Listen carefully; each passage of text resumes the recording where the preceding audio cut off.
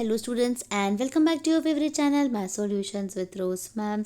आज की जो हमारी स्पेशल क्लास है वो क्लास 9th के बच्चों के लिए है, जिसमें हम director of education GNCT of Delhi का प्रैक्टिस पेपर मैथ्स का, जिसका कोड है 041, आज हम डिस्कस करने वाले हैं। टर्म 2 का बच्चों आपका ये जो है वो प्रैक्टिस पेपर है और डीओई की तरफ से दिया हुआ है। जैसे हमने टर्म 1 में किया था एमसीक्यू, उसी तरीके से ये टर्म 2 में आज हम इसको डिस्कस करेंगे। टाइम आपको आपके एग्ज़ाम के लिए 2 आवर्स का दिया जाएगा और जो मैक्सिमम मार्क्स होंगे वो 40 मार्क्स का आपका एग्ज़ाम आएगा। ठीक है, तो ये बहुत ही इंपॉर्टेंट वीडियो है बच्चों। इसमें सारे क्वेश्चंस बहुत इंपॉर्टेंट है जो आपके एग्ज़ाम में आ सकते हैं और इसके जैसे भी आ सकते हैं नंबर्स वगैरह चेंज करके। ठीक है, तो वीडियो को आपको एंड तक देखना है और हर एक क्वेश्चन को बहुत ध्यान से समझना है और उसको कॉपी डाउन करना है अपनी नोटबुक में। तो चलिए हम इस वीडियो को शुरू करने से पहले आपसे बस एक छोटी सी प्यारी सी रिक्वेस्ट है कि चैनल को सब्सक्राइब ज़रूर कर दीजिए और बेल आइकन को भी प्रेस कर दीजिए। अब हम सबसे पहले सामान्य निर्देश पढ़ेंगे, जिसमें कि हिंदी में पढ़ लेते हैं एक बार। इस प्रश्न पत्र में कुल 14 प्रश्न हैं, जिनको 3 खंडों अ, ब और स में विभाजित किया गया है। खंड अ में 2 अंकों के 6 प्रश्न हैं। 2 प्रश्नों में आंतरिक विकल्प दिए गए हैं। खंड ब में 3 अंकों के 4 प्रश्न हैं। 1 प्रश्न में आंतरिक विकल्प दिया गया है। और खंड स में 4 अंकों के 4 प्रश्न हैं। 1 प्रश्न में आंतरिक विकल्प दिया गया है और कैलकुलेटर के प्रयोग की अनुमति नहीं है। और एक बार इंग्लिश में भी मैं जल्दी से एक बार रीड कर देती हूँ इसको। General instruction: the question paper consist of 14 questions divided into 3 sections A B C. 14 question है। Section A comprises of 6 question of 2 marks each. Internal choice has been provided in 2 questions. 2 question में internal choice है। Section B comprises of 4 questions of 3 marks each. Internal choice has been provided in 1 question. 1 question में internal choice दी हुई है। Section C comprises of 4 questions of 4 marks each. An internal choice has been provided in 1 question. एक question में internal choice है. It contains 2 case study based question और 2 case study के questions हैं. And 5th one is use of calculators is not permitted. Calculator ले जाने की अनुमति नहीं है। तो बच्चों सबसे पहले हम सेक्शन ए स्टार्ट करेंगे, जिसमें कि आपको यहाँ पर अगर देखा जाए तो 2 क्वेश्चन दे रखे हैं चॉइस के। तो पहले हम एक क्वेश्चन, पहला वाला क्वेश्चन रीड करेंगे। पहला क्वेश्चन अगर हम देखें तो घनाभ के आकार का एक टैंक है जिसकी लंबाई 20 मीटर है, यानी हाइट हो गई। यदि इसमें से 18 घन मीटर पानी निकाल दिया जाए तो पानी का स्तर 15 सेंटीमीटर नीचे चला जाता है। टैंक की चौड़ाई ज्ञात कीजिए। 2 नंबर का प्रश्न है बच्चों ये आपका। और इंग्लिश में हम रीड करेंगे। A tank is in the form of a cuboid whose length is 20 metre. If 18 cubic meters water is removed from it, the water level goes down by 15 centimetre, पानी कम चला जाता है। Find the width of the tank. तो चलिए हम इस question को पहले सॉल्व कर देते हैं। क्वेश्चन नंबर 1 को। क्वेश्चन नंबर 1 को देखिए आप यहाँ पर, आपके सामने यहाँ पे सॉल्यूशन भी है बच्चों इसका। ये आपकी मार्किंग स्कीम यहाँ पर सॉल्यूशन ऑफ प्रैक्टिस पेपर की दी हुई है। मैथमेटिक्स का टर्म 2 है, मैक्सिमम मार्क्स भी लिखा हुआ है, ड्यूरेशन भी लिखा है। तो क्वेश्चन नंबर 1 का सॉल्यूशन है volume of removed water is equals to क्या होगा, लेंथ इनटू ब्रेड्थ और डिक्रीज इन वाटर लेवल, यानी जो कि पानी कम हुआ है। तो आप इसको निकालेंगे किस तरीके से, देखिए ये रिमूव्ड वाटर जो था वो 18 दिया हुआ है, लेंथ आपको दे रखी है 20, विड्थ आपको नहीं पता और ये आपको दे रखा है, ये आपको 15 मीटर्स दिया हुआ था बच्चों। तो सेंटीमीटर में चेंज करेंगे तो 100 से डिवाइड करेंगे तो ये कितना हो जाएगा, 0.15 सेंटीमीटर। अब यहाँ से विड्थ निकाल लीजिए। तो विड्थ यहाँ से किस तरीके से निकलेगी, देखिए ये जो है 8 सब यहाँ पे मल्टीप्लाई हो रहा है, तो 18 अपॉन में यहाँ पे ये आ गया 20 into 0.15 is equals to width. अब इसको सॉल्व करेंगे, पॉइंट हटाएंगे तो ऊपर कितना आ जाएगा, 2 0 आ जाएगा। 20 से इसे कट कर दीजिए 5 टाइम्स, 5 1 जा 5, 5 3 जा 15 कट कर दीजिए और ये 3 6 18 यानी 3 6 जा 18। तो विड्थ कितनी आ गई इसकी, 6 आ गई ना, जो कि आपको यहाँ पे क्वेश्चन में आंसर में दी हुई है। तो विड्थ हो गई आपकी 6 मीटर्स आएगी ये। इसके बाद बच्चों इसी का ही हम सेकेंड ऑप्शन करेंगे। तो पहले क्वेश्चन को रीड करते हैं हम। क्वेश्चन आपको दिया हुआ है, देखिए find the volume of a sphere whose surface area is 616 square centimetre. यानी गोले का आयतन ज्ञात करना है जिसका पृष्ठ क्षेत्रफल आपको दे रखा है 616 वर्ग सेंटीमीटर। तो चलिए गोले का आयतन देख लेते हैं। यहाँ पे आपको दे रखा है, देखिए सरफेस एरिया ऑफ स्फेयर आपको दे रखा है गोले का जो है गोले का आयतन की इसने बात करी है और गोले का आयतन ज्ञात करना है, लेकिन हम पहले सरफेस एरिया ऑफ स्फेयर दे रखा है तो वो लिखेंगे हम, यानी पृष्ठ क्षेत्रफल। तो 4 इंटू 4 पाई आर स्क्वायर होता है, तो 4 इंटू 22/7 आर स्क्वायर, और ये हो गया 616। अब इसको सॉल्व करेंगे हम, तो जो आर स्क्वायर है वो कैसे निकलेगा बच्चों, 616 इंटू 7 अपॉन में 22 इंटू 4। ठीक है, अगर आप इसे कट करेंगे तो कट किस तरीके से कर सकते हैं, देखिए 7 आना चाहिए इसका आंसर, यानी अगर आप इन दोनों को मल्टीप्लाई करें 4 2 ज़ा 8, ठीक है, और उसके बाद 49, बेसिकली 49 आना चाहिए आर स्क्वायर, तभी आर जो है वो यहाँ पर 7 आएगा। ठीक है, तो पहले इसको कट कर लेते हैं हम, सिंपली 2 से कट करके देखते हैं। ठीक है, 2 से 2 2 ज़ा 4, 2 3 ज़ा 6, और ये नहीं जा सकता 0, 2 8 ज़ा 16। ठीक है, उसके बाद अगेन 2 से कट कर लीजिए, 15 और 4, 154 आ गया। अब 22 के टेबल में 7 टाइम्स आता है 154, तो 7 टाइम्स कट कर दीजिए। ठीक है, तो यानी आर स्क्वायर कितना आ गया बच्चों, देखिए 49 आ गया, यानी आर जो है वो √49 होगा, जो कि कितना होता है 7। तो यहाँ पे आर की वैल्यू आपकी कितनी निकल गई, 7 सेंटीमीटर निकल गई। जब आर पता चल गया है तो वॉल्यूम ऑफ स्फेयर निकाल लेते हैं। तो वॉल्यूम ऑफ स्फेयर दे रखा होता है, वॉल्यूम ऑफ स्फेयर होता है 4/3 पाई आर क्यूब होता है। तो 4/3 पाई की जगह वैल्यू रखिए और आर क्यूब में यानी 7 इंटू 7 इंटू 7, 7 से 7 कट कर दीजिए, इन सब को मल्टीप्लाई करिए, आपका आंसर आ जाएगा ये, और डिवाइडेड बाय 3 कर दीजिए। ठीक है, तो क्वेश्चन नंबर 1 के बच्चों दोनों पार्ट हमने डिस्कस कर लिए। अब हम क्वेश्चन नंबर 2 रीड करते हैं। आई होप आपको ये धीरे धीरे जो है वो साथ साथ समझ आ रहा होगा। तो चलिए हम इसको आगे करते हैं बच्चों, आप साथ के साथ इसको कॉपी डाउन करते जाइएगा। अब आपको क्वेश्चन नंबर 2 में दे रखा है find the value of the polynomial. Polynomial आपको दे रखा है x की वैल्यू जो है वो -3 पुट करनी है। क्वेश्चन नंबर, ये भी 2 नंबर का क्वेश्चन है, यानी x - 3 पर बहुपद 2x + 5 का मान ज्ञात कीजिए। तो इसको तो मैं आपको यहीं पर सॉल्व करके दिखा देती हूँ किस तरीके से होगा। देखिए बच्चों, ये आपका क्वेश्चन है 2x + 5, इसमें आपको x की जो वैल्यू है वो -3 रखनी है बच्चों। तो -3 रख दीजिए, इसको मल्टीप्लाई करा 2 3 6, यानी -2 3 6 प्लस 5, दोनों को माइनस कर दीजिए, कितना हो जाएगा -1। तो ये इसका आंसर है, आंसर नंबर 2। ये तो सिंपल था, तो यहीं पे इसको सॉल्व करके मैंने आपको दिखा दिया। ठीक है, अब हम क्वेश्चन नंबर 3 रीड कर लेते हैं, क्योंकि अब हम क्वेश्चन नंबर 3 डिस्कस करने जा रहे हैं।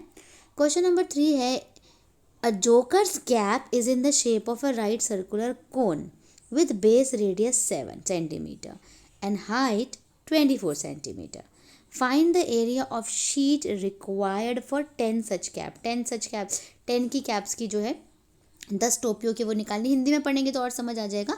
एक जोकर की टोपी एक लंब वृत्तीय शंकु के आकार की है जिसके आधार की त्रिज्या 7 सेंटीमीटर और ऊंचाई 24 सेंटीमीटर है।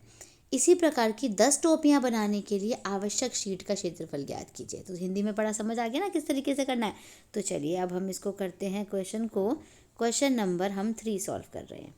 तो चलिए बच्चों, अब हम चलेंगे क्वेश्चन नंबर 3 हम जो है सॉल्व करते हैं, जिसमें बच्चों आपको आर दे रखा है और एच दे रखा है। आपको क्या निकालना है, एल यानी स्लांट हाइट निकालनी है, क्योंकि जब हम एरिया निकालते हैं ना तो एरिया में जो फॉर्मूला होता है वो πr/l होता है, जिसमें हमें एल चाहिए होता है। ठीक है, तो 7 का स्क्वायर करेंगे तो कितना होएगा 49, और 24 का करेंगे तो हो जाएगा 576, और जब दोनों को ऐड करेंगे तो कितना आ जाएगा 625, और 625 किसका स्क्वायर होता है बच्चों, 25 का होता है। ठीक है, तो L आ गई हमारे पास, 25 आ गई L। अब फॉर्मूला लगाइए, area of sheet required for a cap, CSA of the cap होगा πr/l होगा, पाई है ये r है ये l है। तो 7 से 7 कट गया, 22 और 25 बचा, इसको हमें मल्टीप्लाई करना, ही आ गया आपका 550 यानी 550। अब आपको 10 कैप्स का निकालना है, यानी एरिया ऑफ शीट 10 कैप्स का। तो 10 से मल्टीप्लाई कर दीजिए इसको, तो आ गया 5500 सेंटीमीटर स्क्वायर। क्वेश्चन नंबर 3 जो है आपका इस तरीके से सॉल्व हो गया। अगर बच्चों आपको कोई भी डाउट लग रहा है ना, तो आप मुझसे कमेंट करके ज़रूर पूछिएगा, ठीक है। अब हम चलते हैं क्वेश्चन नंबर 4 पे। क्वेश्चन नंबर 4 का पहले हम क्वेश्चन रीड करेंगे। सिद्ध कीजिए कि किसी समांतर चतुर्भुज का एक विकर्ण उसे दो सर्वांगसम त्रिभुजों में विभाजित करता है। Prove that a diagonal of a parallelogram divides it into two congruent triangles. तो चलिए इसको सॉल्व करते हैं। क्वेश्चन नंबर 4 को देखिए, फिगर इस तरीके की बना लीजिए पैरेललोग्राम की, ठीक है। ये आपका डायगोनल हो गया, बी डी जो है गिवन आपको दे क्या रखा है, parallelogram A B C D और बी डी जो है वो डायगोनल है। प्रूव क्या करना है कि ये जो है दोनों ट्राइंगल जो हैं वो कॉन्ग्रुएंट है। तो दो ट्राइंगल ले लीजिए, दोनों ट्राइंगल में देखिए ए बी जो है वो किसके इक्वल है, सी डी के इक्वल है, क्योंकि ऑपोजिट साइड्स ऑफ पैरेललोग्राम है, यानी समांतर चतुर्भुज की जो है वो ये आमने सामने की भुजाएं हैं। फिर डी ए और बी सी, ये डी ए और जो बी सी ये भी बराबर है क्योंकि ये भी ऑपोजिट साइड्स हैं, ठीक है। इसके बाद जो बी डी है यानी ये डायगोनल जो है बच्चों ये कॉमन है, उभयनिष्ठ है। तो इसी के साथ ये एस रूल से ये कॉन्ग्रुएंट प्रूफ हो गया, यानी सर्वांगसम त्रिभुज प्रूफ हो गया, ठीक है। तो क्वेश्चन नंबर 4 का जो हमारा एक्सप्लेनेशन था वो ये था, आप इसको नोट डाउन करिएगा। इसके बाद हम क्वेश्चन नंबर 5 करेंगे। पहले हम क्वेश्चन रीड करते हैं। क्वेश्चन रीड में देखिए इसमें दो आपको चॉइस भी दे रखी है क्वेश्चन नंबर 5 में। तो पहले इंग्लिश में रीड कर लेते हैं। ABCD is a cyclic quadrilateral whose diagonal intersect at point E. E पे ये डायगोनल जो है इंटरसेक्ट कर रहा है और ABCD जो है वो क्या है, साइक्लिक क्वाड्रिलेटरल है। इफ़ DBC 70 डिग्री, अगर DBC यानी ये वाला जो 70 डिग्री का एंगल है और ये BAC ये 30 डिग्री का एंगल है, तो आपको BCD निकालना है बच्चों, ठीक है। ये हमने वर्कशीट में भी एक बार हमने ये जो क्वेश्चन था ये डिस्कस करा हुआ था। और इसके बाद अगर हम इसका ऑप्शनल वाला पढ़ें तो वो भी मैं साथ के पढ़ लेती हूँ, ताकि फिर हम उसके साथ ही सॉल्व कर लेंगे।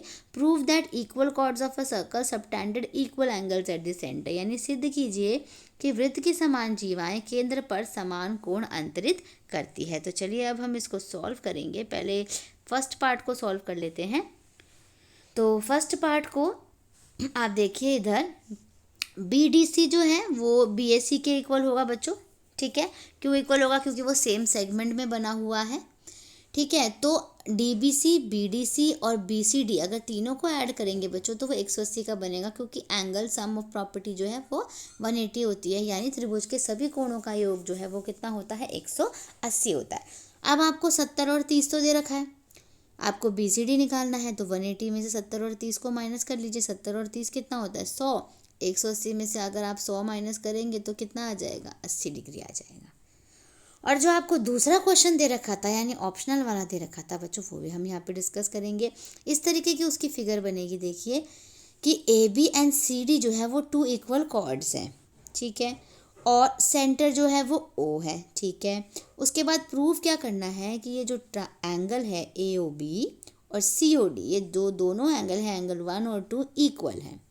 तो कंस्ट्रक्शन आपको करनी है, AO को ज्वाइन करना है आपने और OD को ज्वाइन करना है, फिर BO को ज्वाइन करना है और OC को ज्वाइन करना है। इन सबको आपने ज्वाइन कर लेना है। ज्वाइन करने के बाद आपके पास दो ट्राइंगल आते हैं, एक AOB आ गया, एक COD आ गया। दोनों को कॉन्ग्रुएंट प्रूफ कर लीजिए, यानी सर्वांगसम प्रूफ कर लीजिए। तो AO बराबर CO हो जाएगा क्योंकि रेडियाई है सर्कल की। BO DO के बराबर हो जाएगा, देखिए इधर BO जो है ये रहा, BO DO के बराबर हो जाएगा क्योंकि ये भी रेडियाई है, यानी रेडियस है, त्रिज्या है। और AB बराबर CD आपको ऑलरेडी दिया हुआ है। तो ये भुजा यानी साइड से ये प्रूफ हो गया कि ये कॉन्ग्रुएंट है, और CPCT से ये प्रूफ हो जाएगा कि ये जो एंगल है ये इक्वल है, इसलिए हमने यहाँ पे हेंस प्रूफ लिख दिया और ये CPCT से इक्वल प्रूफ हो जाएगा, ठीक है। तो क्वेश्चन नंबर 5 का हमने दोनों पार्ट कर लिया बच्चों। अब हम क्वेश्चन नंबर 6 करेंगे। तो चलिए क्वेश्चन नंबर 6 को करने से पहले हम पहले एक बारी क्वेश्चन पढ़ेंगे, तब उसके बाद करेंगे, उसके बाद सेक्शन B शुरू करेंगे।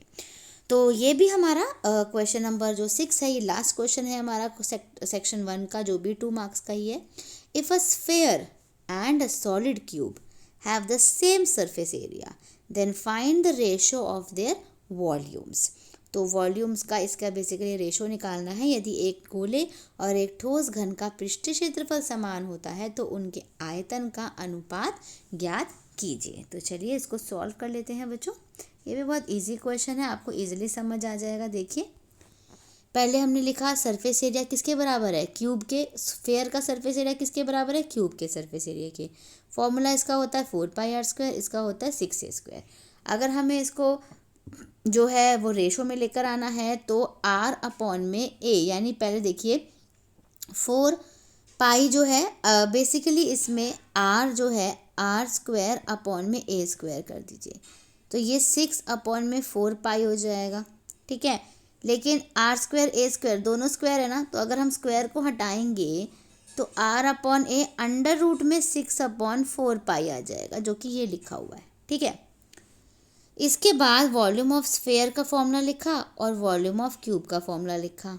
अब इसमें वैल्यू डालनी है, तो r/a की जगह हम ये डाल सकते हैं, यहाँ पर बिल्कुल डाल सकते हैं। उसके बाद हमें बस इसको सॉल्व करना है। तो सॉल्व करने का मतलब क्या होता है ना, इसको जैसे ये तो सेम एज इट इज़ आ गया, तो अब यहाँ पर एक 6 को बाहर निकाल लीजिए, क्योंकि देखिए इसका मतलब क्या हुआ, अगर हम स्क्वायर निकालते हैं बेसिकली तो ये जो है वो 3 बार होगा।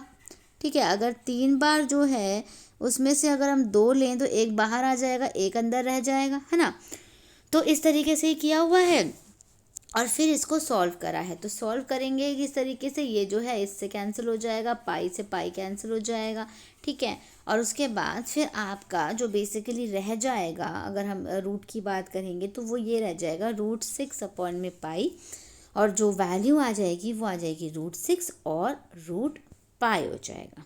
ठीक है, इसके बाद बच्चों क्वेश्चन नंबर 6 भी हो गया। अब हम सेक्शन ए करें, अपना सेक्शन बी करेंगे। सेक्शन बी में ना बच्चों आपको जो है वो 3 मार्क्स के क्वेश्चन मिलेंगे सेक्शन बी में। तो इसका गुणनखंड बनाने हैं, यानी फैक्टर्स फाइंड आउट करने हैं 2t² - t - 10 के।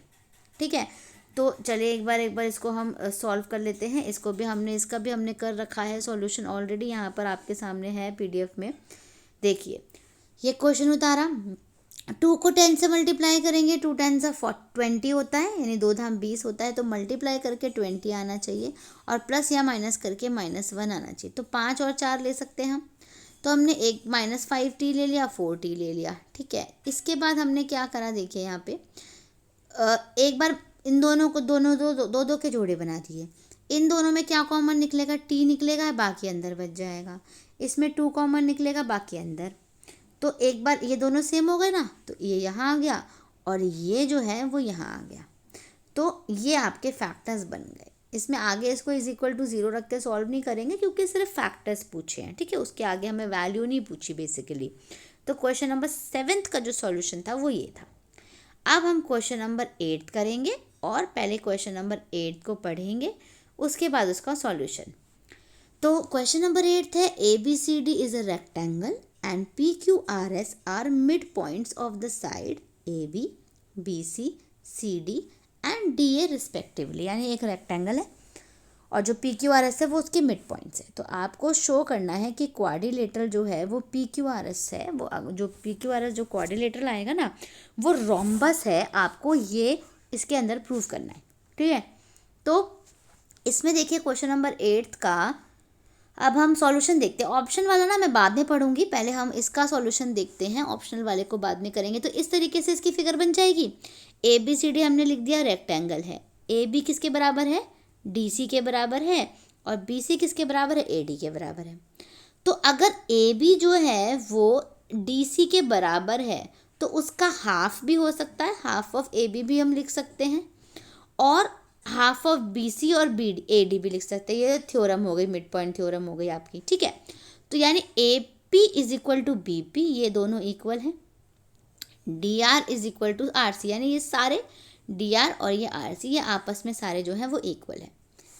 अब और ऐसे ही जो BQ ये और QC और AS और SD ये भी इक्वल हैं सारे।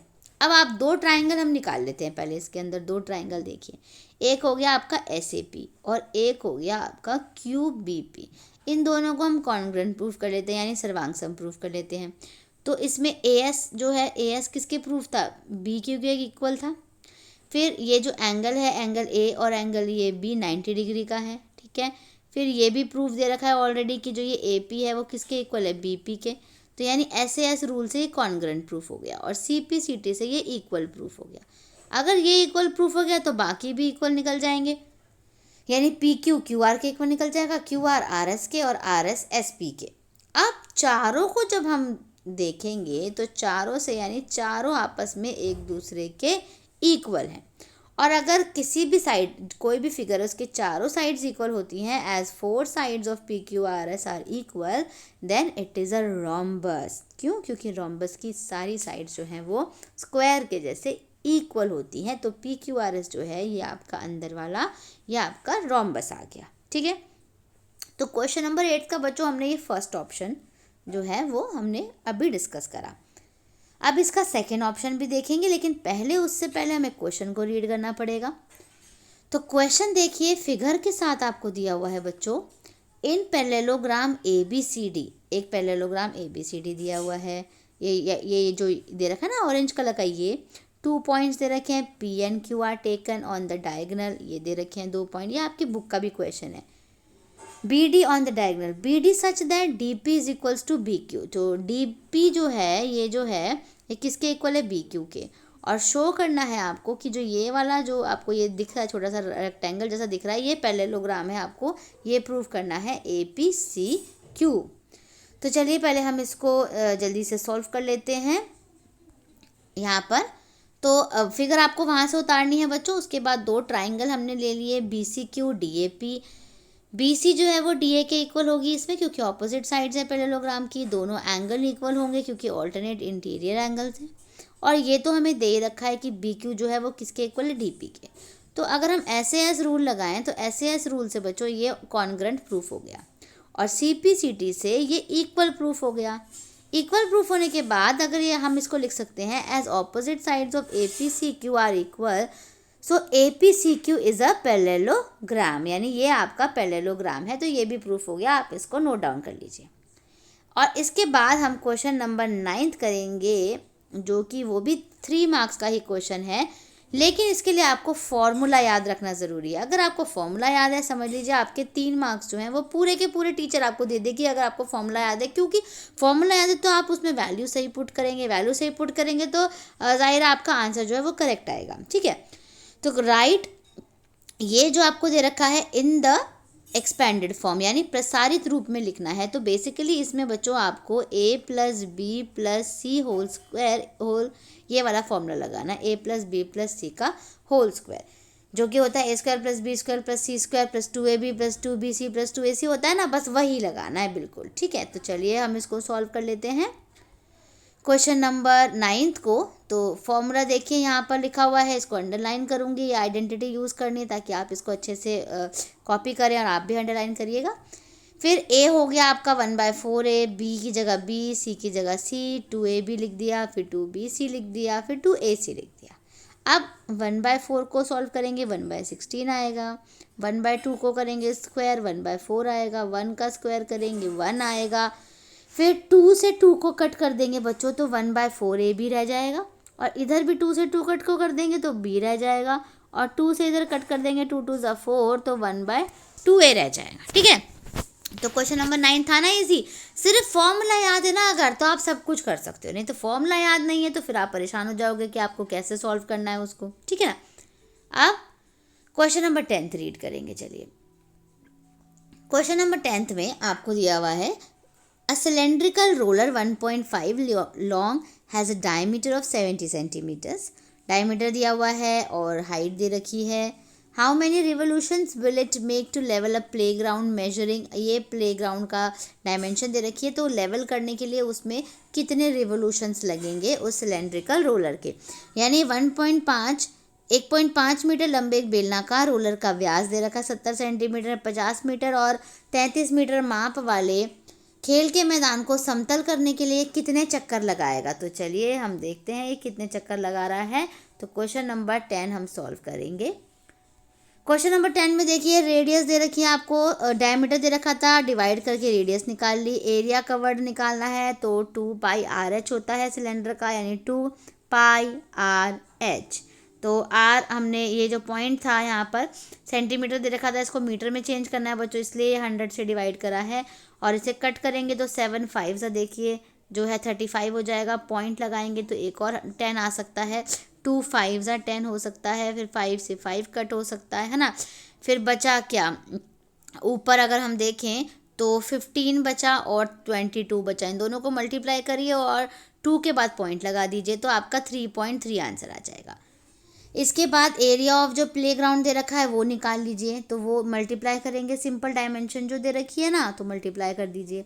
मल्टीप्लाई करने के बाद इससे डिवाइड कर लीजिए, क्योंकि नंबर ऑफ रेजोल्यूशन जब भी number of breaks, number of bottles, मतलब बेसिकली जब नंबर्स निकालने होते हैं तो हम डिवाइड करते हैं। तो नंबर निकालने तो हम इसको डिवाइड कर लेते हैं, तो डिवाइड करेंगे तो 500 रिवोल्यूशंस जो हैं, यानी इतने चक्कर उसको लगाने पड़ेंगे 500 उस खेल के मैदान को जो है प्लेन करने के लिए। तो क्वेश्चन नंबर 10 भी सॉल्व कर लिया। अब हम क्वेश्चन नंबर 11 करेंगे, जो कि हमारा आपको सेक्शन सी का है। इसमें भी आपको चॉइस दे रखी है बच्चों, बहुपद दिया हुआ है, उसके गुणनखंड ज्ञात करने हैं, फैक्टराइज यानी फैक्टराइज करना है पॉलिनोमियल को। और जो इसका दूसरा जो क्वेश्चन है वो है find the value of the following suitable identity, लगा करके निम्नलिखित का मान ज्ञात करना है। ये आपको दोनों क्वेश्चन दे रखे हैं, ठीक है। तो बेसिकली इसमें अलग से क्यूब वाला फॉर्मूला लगेगा, इसमें भी अलग वाला फॉर्मूला लगेगा। तो चलिए पहले इसको सॉल्व करेंगे और उसके बाद इसको। तो क्वेश्चन नंबर 11 का हम यहाँ पर फर्स्ट पार्ट पहले सॉल्व करेंगे। तो पहले px दे रखा है आपको, ये पॉसिबल फैक्टर्स निकाल लेते हैं इसके। तो पॉसिबल फैक्टर्स में बच्चों हम +1 +2 +3 +6 ये सब रख सकते हैं, ठीक है। तो जब हमने 1 रखा तो 1 की वैल्यू रखी हमने, 1 क्यूब आ गया, इधर 1 रखा, इधर भी 1 रखा, इधर भी 1, इधर भी 1, 6 की जगह 6। तो 1 का क्यूब करेंगे तो क्या होता है, 1 होता है। -6 का करेंगे 6 आ जाएगा, +11 आ जाएगा और -6 आ जाएगा।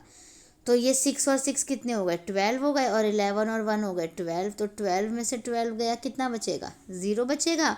यानी अगर 0 आ जाता है ना जब, तो अगर +1 रखा है तो -1 जो है वो फैक्टर हो जाता है, यानी -1 is a factor of px हो जाता है। अब लॉन्ग डिवीजन मेथड जब हम इसको सॉल्व करेंगे लॉन्ग डिवीजन मेथड से, तो हम देखेंगे कि हमें क्या से लॉन्ग डिवीजन मेथड करना है। बेसिकली जो आपका क्वेश्चन है ना आपका x³ -6x² + 11x -6, इसको आपको डिवाइड करना है बच्चों x - 1 से डिवाइड करना है।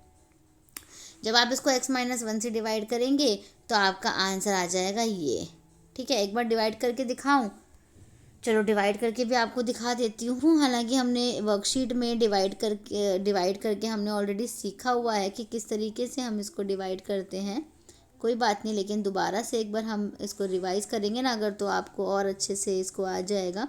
तो चलिए पहले हम x - 1 से करना है।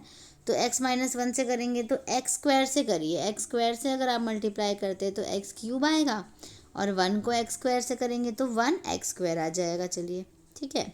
इसके बाद ये तो कैंसिल हो गया, ये प्लस आ गया, तो 6 में से 1 माइनस कर दीजिए, 5 आ गया। उसके बाद 11x उतार लीजिए और -6 भी उतार लीजिए। अब 5 है ना यहाँ पे, तो 5x से मल्टीप्लाई कर लीजिए इसको। यहाँ पर 5x से करेंगे तो कितना आ जाएगा, 5x² आ जाएगा, ठीक है। और 5x से करिए, लेकिन x दे रखा है ना तो यहाँ पे माइनस आएगा, सॉरी बेटा, और यहाँ पे भी तो माइनस ही आएगा जब हम मल्टीप्लाई करेंगे। फिर प्लस माइनस, अब माइनस और इसको प्लस करेंगे 5x और 1 को, तो +5x हो जाएगा, है ना।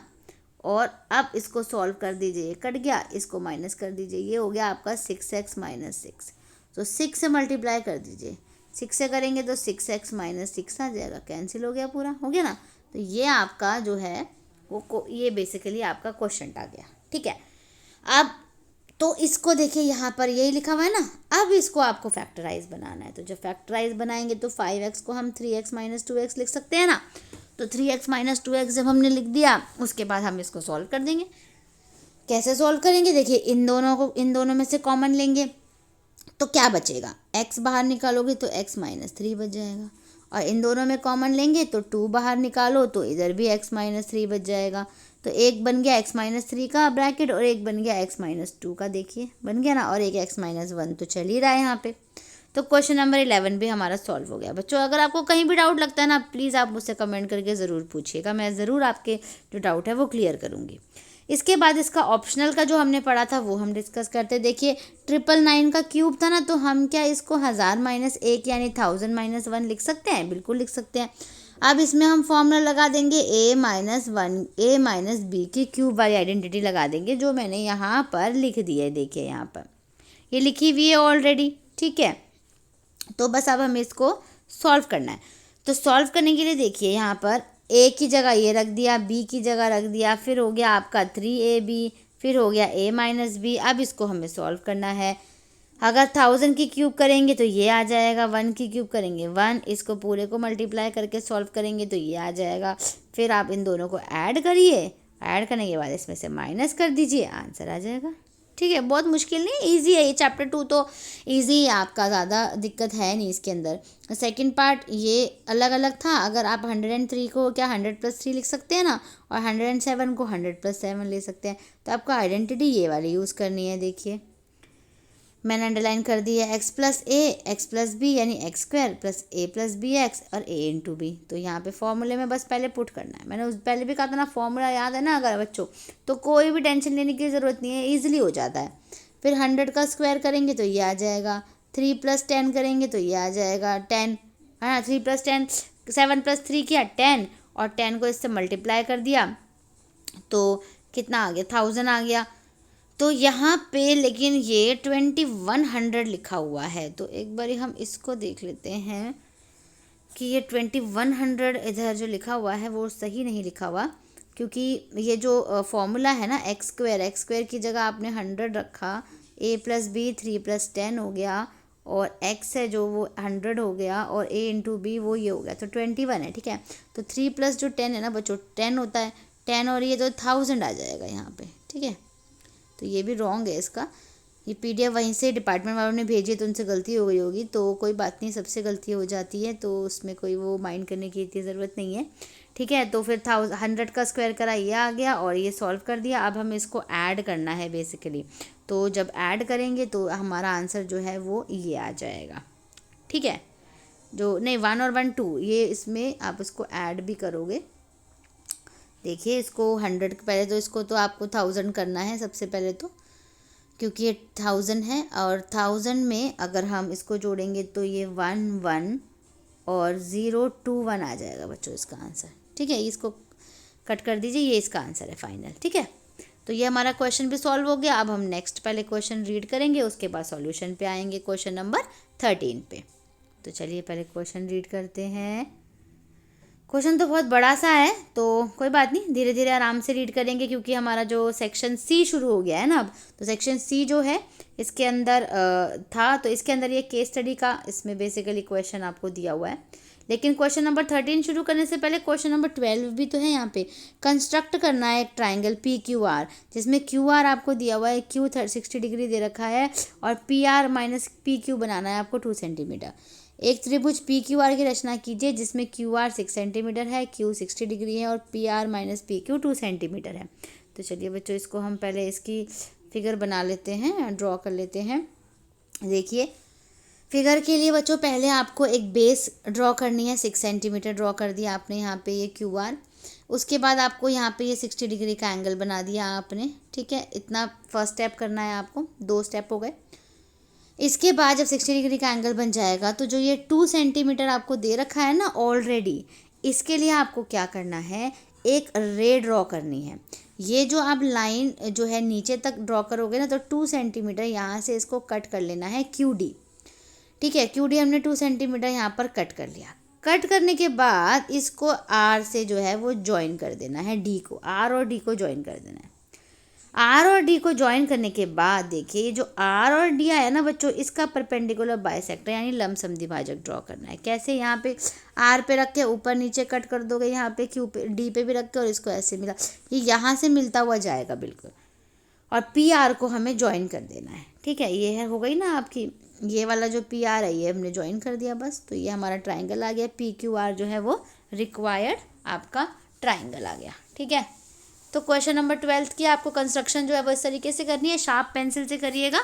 कोई भी डाउट लगे आप मुझसे पूछ सकते हैं। इसके बाद बच्चों हम 13 क्वेश्चन करेंगे। अब 13 करेंगे 12 के बाद। तो चलिए पहले क्वेश्चन को रीड करके आते हैं, उसके बाद हम करेंगे। तो क्वेश्चन है पहले, 3 गर्ल्स रेशमा, सलमा एंड मनदीप, ठीक है, ये तीनों लड़कियां हैं, are playing with each other, एक दूसरे के साथ खेल रही हैं, standing at point R S and M, और इस तरीके से खड़े हुए हैं ये लोग, respectively on the boundary of a circle, radius 5 centimetre के उस पर रेडियस दे रखी है, as shown in the figure, इस फिगर में जैसा दिखाया गया है।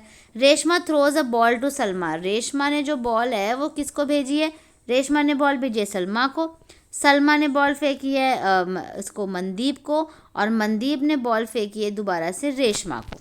ठीक है, यहाँ से रेशमा को फेंक दी। ठीक है, तो आगे वो बोल रहा है, if the distance between Reshma and Salma and between Salma and Mandeep is 6 metres and O is the centre of the circle, then answer the following question. तो पहले एक बार हिंदी में पढ़कर आए।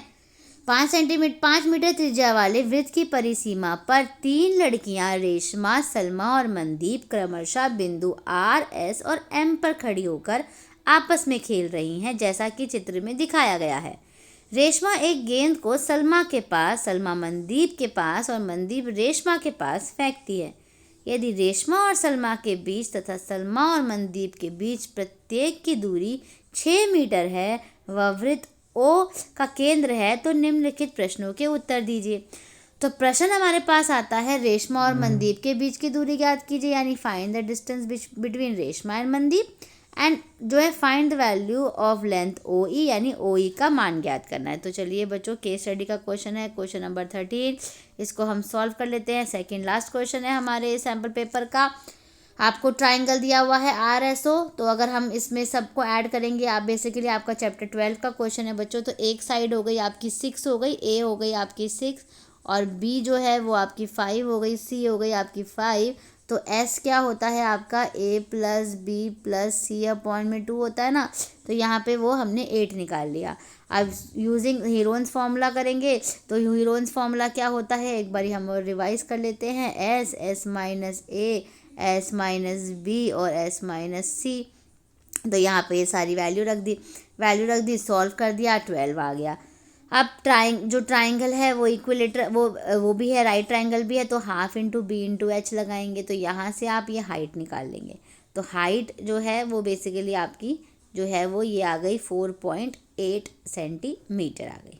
ठीक है, अब डिस्टेंस जो निकालना था वो बेसिकली सॉल्व करने के बाद, ठीक है, क्योंकि ये 2 इससे मल्टीप्लाई हो जाएगा और फिर 5 से डिवाइड हो जाएगा।